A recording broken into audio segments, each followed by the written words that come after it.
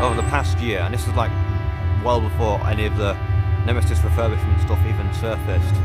There's been quite a bit of activity going on around Nemesis Sub-Terra in terms of like stuff they're sorting with like the exterior, and it's got a lot more rapid over the last few weeks. Like they started testing the fire alarms for the building. Bearing in mind it's abandoned, so I don't know why they need to test a fire alarm for an abandoned building unless they're going to reopen it, which is the top room. They're going to reopen it as part of the Phalanx storyline for Nemesis Retrack, and obviously as part of the cryptic teaser, basically said that they're trying to regenerate an egg. So it seems that almost seems 95% likely that Sub-Terra is going to reopen.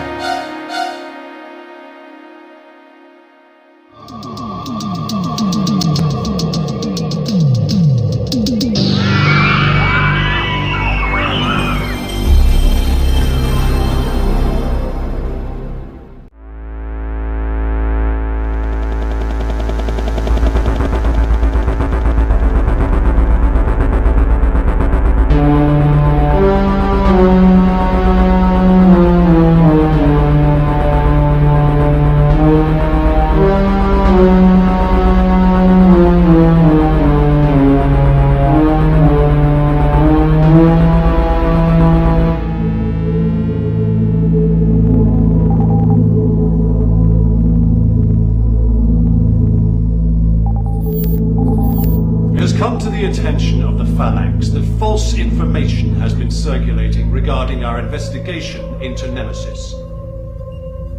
We would like to reassure the public by inviting you to view our latest discovery. Find out more about how we are creating a secure future for generations to come at our newly recommissioned Phalanx Research Facility, which will be officially reopened on the morning of the 27th of May. We look forward to it with great anticipation. Hello and welcome to a special episode of the Rebirth of Nemesis, and this one's going to be a bit different today. It's not part 6 or part 7, it's more part 6.5, as this episode is going to be about Nemesis Sub-Terra, which has officially reopened after being closed for 8 years, and they've reopened it as part of the Phalanx storyline surrounding Nemesis, which is currently under construction, and they've reopened it. The entire attraction has been open. They're advertising it as a brand new Phalanx Research Facility, and obviously yesterday at the time of recording it officially reopened. So today is like the second day of its operation, and hopefully it should be open because it could be kind of hit and miss since yesterday when it reopened, obviously technical issues and all that. But hopefully if we get inside of it I'll actually film some of the queue line and exterior for you.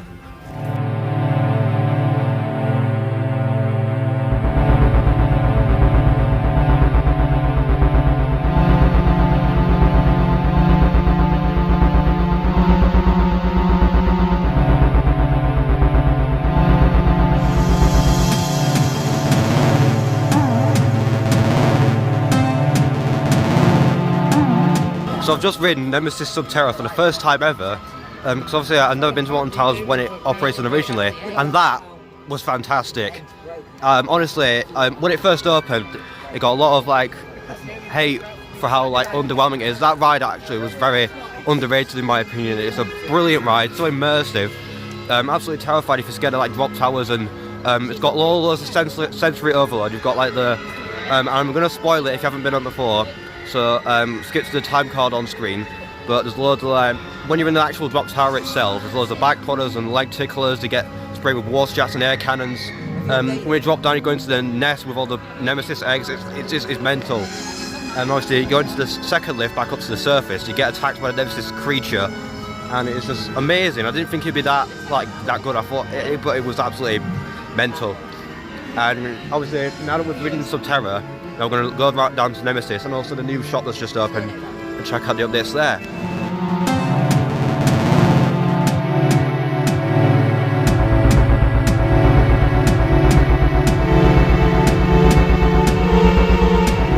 So we are here back at the observation platform, obviously overlooking Nemesis, and if I can get a clear shot of it, they've actually started reinstalling the second corkscrew just at the end of the ride. I'm not sure if you can see it, but obviously it's got a completely different atmosphere up here now because like I said earlier, Nemesis Sub-Terra's reopened. There's a massive queue down there, and they've got the queue line screen playing. But basically, what they've done, they've started installing the second corkscrew in the ride, and it's literally just down there. I don't even know if you can see it, but if it was just past that tree, I can't even see it. But it's literally, basically, when you're on the monorail, you can actually get a better angle of it, which is why I actually filmed on the monorail when we were entering the park earlier, so you can get a better angle of it from there. But obviously, since we've last been here, they've also installed some new signage on the crane that says like Phalanx aerial support. You can just about see it on the top. That's such a cool detail.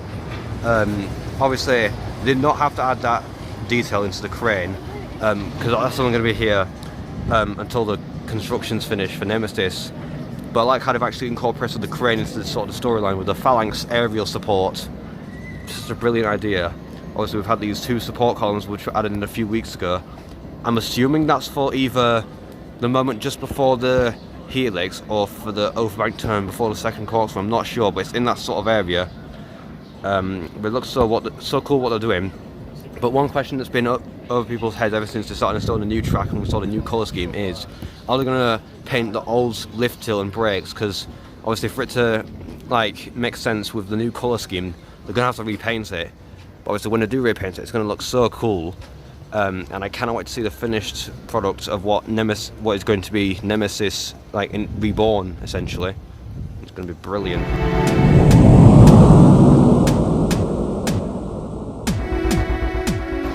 So I was just here walking past the coffee lounge, and I've actually just noticed this is a new section of track that's not been installed yet, but it's actually been waiting to install. It's already been placed into the site, and you can just see down there one of the old theming pieces. That isn't actually old Nemesis track, that's from the theming around the station building.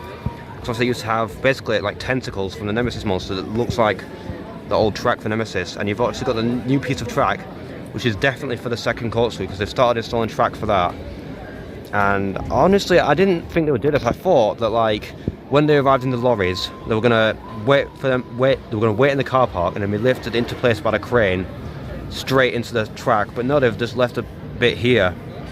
And this is definitely for the second corkscrew. I'm not sure what part, probably towards like the start of it, because obviously most of the second corkscrew has now been installed.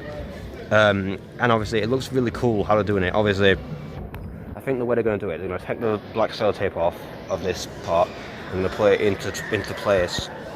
And then after that, I assume they'll start work on whatever part that is with the support columns that are just standing there, which is probably the overbank section, I assume, or maybe the turn just before the helix. But who knows? And yes, it's very interesting to see. And now we're going to go in the car park just to see what track there is remaining to be installed.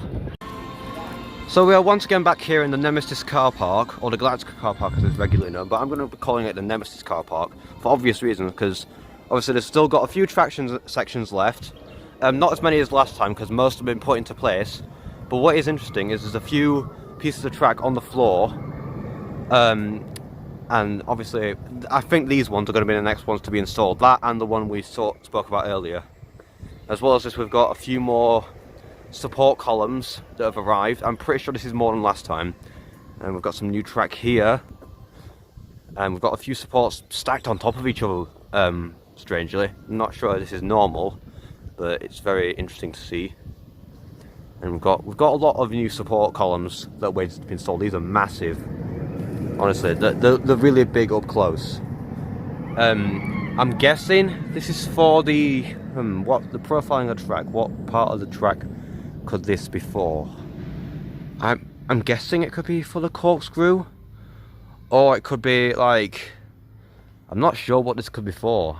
I'm assuming it could be for like no, I'm guessing it's for one of the inversions, either the 0G roll or most likely the corkscrew, the second corkscrew. Yeah, this is going to be bolted into, obviously these little holes are where the bolts are going to go that are going to bolt this into the footers for the ride.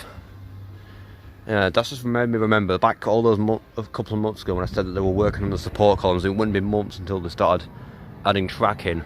Well, here we are, and there's been lots of track ever since. Obviously, they've not even half finished the track yet, so it's still going to take a few months, but it's going to be absolutely brilliant. And like I said, I'm loving the red veins along the track. That is so awesome.